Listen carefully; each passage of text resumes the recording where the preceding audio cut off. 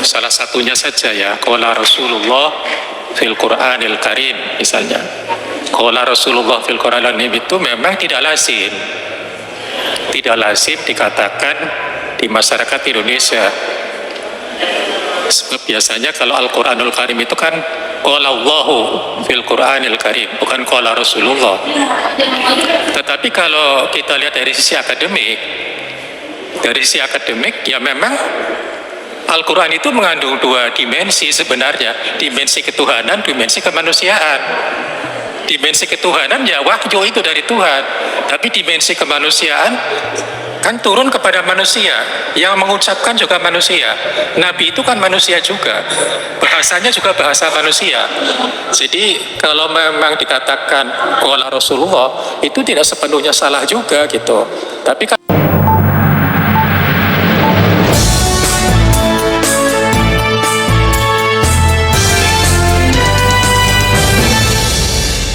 kemudian ya kita tahulah Ponpes ini agak sedikit lagi viral lah gitu ya, sehingga saya ingin observasi seperti apa dan kondisinya, melihat secara langsung apa saja yang diajarkan, kurikulumnya, visi dan misinya, kemudian kegiatan-kegiatannya apa saja itu.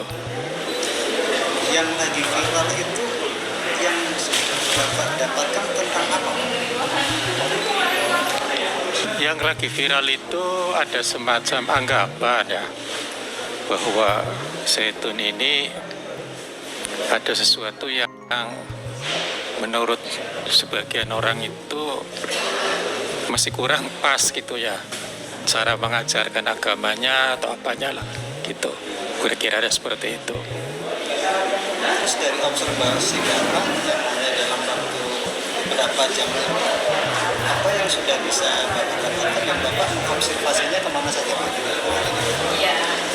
Saya belum masuk ke ranah itu, jadi saya itu hanya katakanlah data sekunder lah, apa yang bisa saya dapatkan, apa yang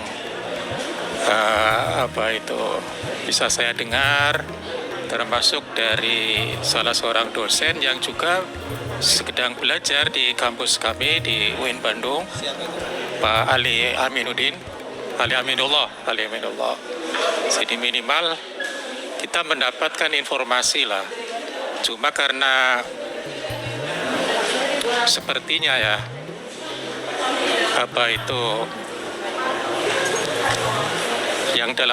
yang dalam tanda petik itu seperti dibidik ya, yang dibidik adalah syekh ya, tentunya lebih bagus itu kalau yang klarifikasi syekh sendiri gitu, dan saya belum dapat itu. Kalau data sekunder yang sudah Bapak dapatkan apa? Ya yang saya dapatkan dari yang saya lihat, yang kemudian dari Ustadz yang ada di sini ya, sejauh ini memiliki keunikan memang pesantren ini. Apa itu keunikannya apa? Kemandirian itu keunikan juga. Kemudian menggabungkan antara pengetahuan dengan keterampilan siswa. Mereka dipersiapkan untuk bisa hidup mandiri, terampil menghadapi kehidupan nantinya begitu.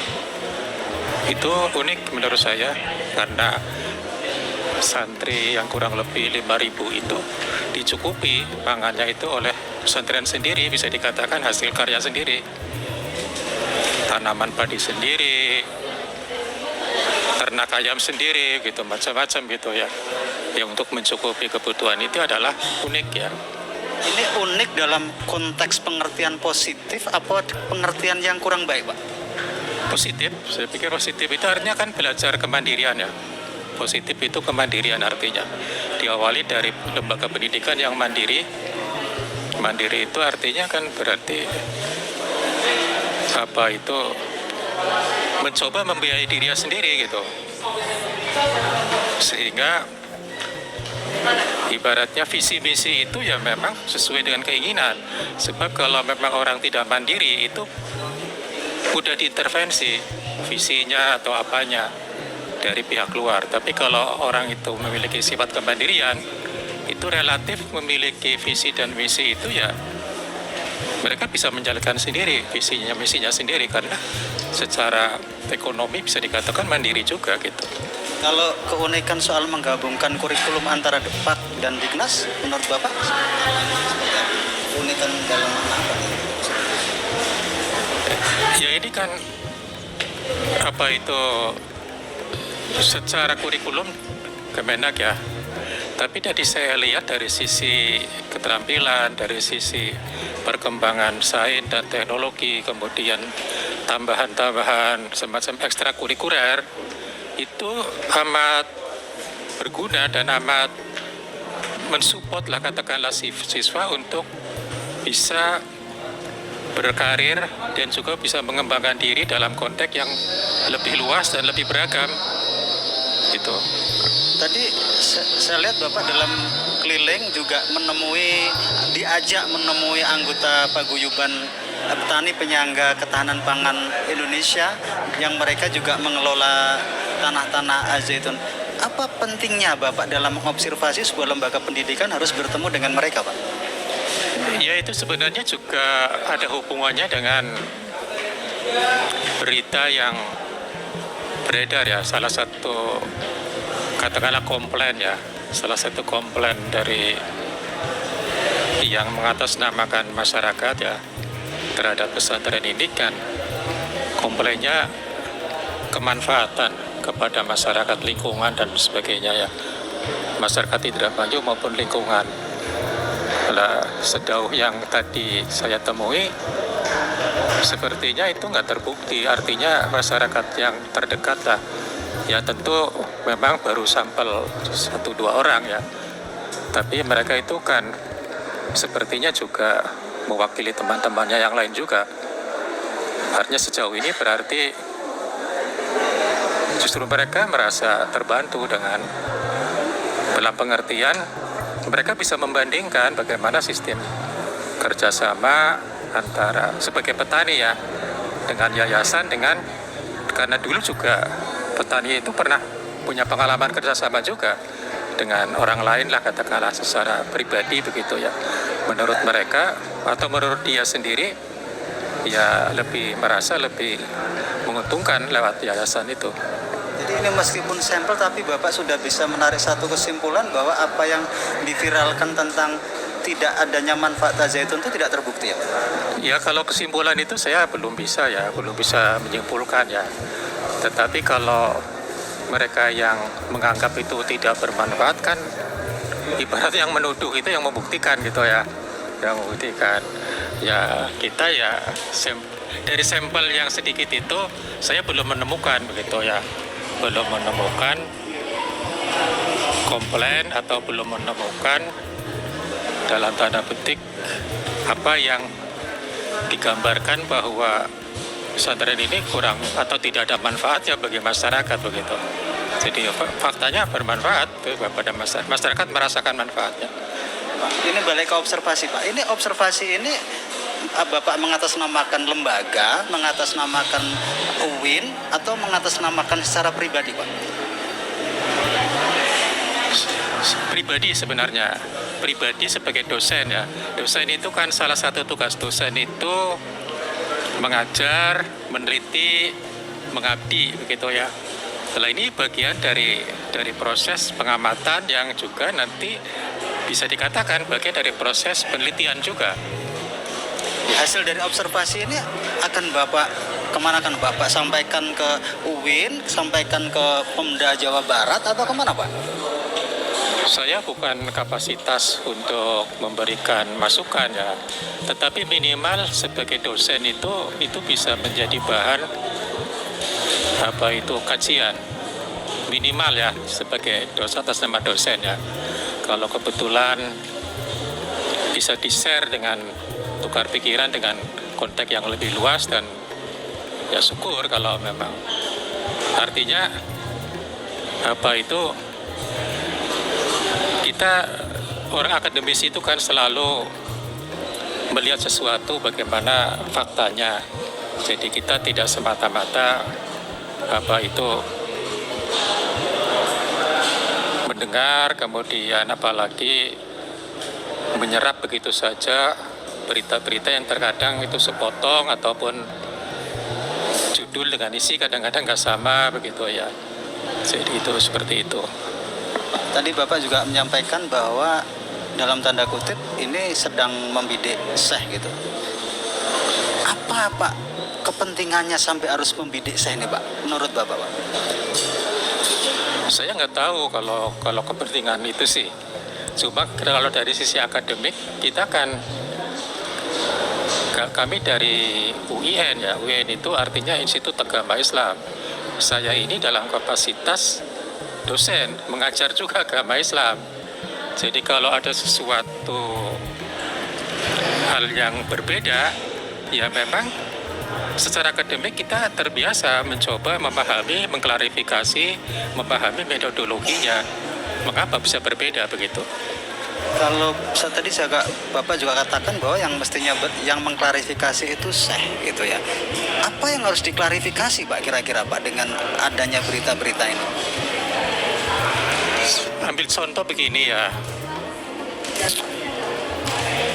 Memang saya pernah mendengar syekh itu mengatakan bahwa salah satunya saja ya, qala Rasulullah fil Qur'anil Karim misalnya. Qala Rasulullah fil Qur'anil Karim itu memang tidak lazim. Tidak lazim dikatakan di masyarakat Indonesia. Sebab biasanya kalau Al-Qur'anul Karim itu kan qala Allahu fil Qur'anil Karim, bukan qala Rasulullah. Tetapi kalau kita lihat dari sisi akademik